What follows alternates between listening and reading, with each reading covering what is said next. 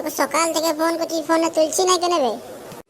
আরে ফোনটা চার্জে বসে আছে, লাইন ছিল না কাল থেকে, দেখিস না বৃষ্টি হচ্ছিল। ঠিক আছে ঠিক আছে।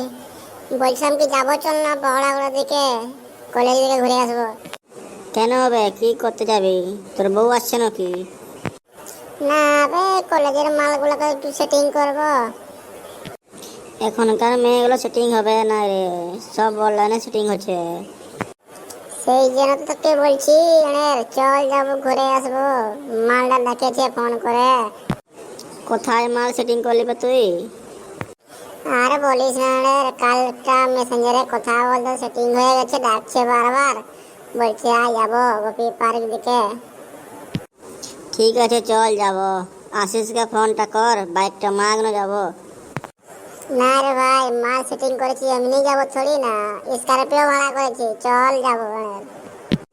চল তাহলে চল, টাকা পয়সা নিয়ে আসিস তো? এই গরমা গরম ধাবায় ঢুকবে।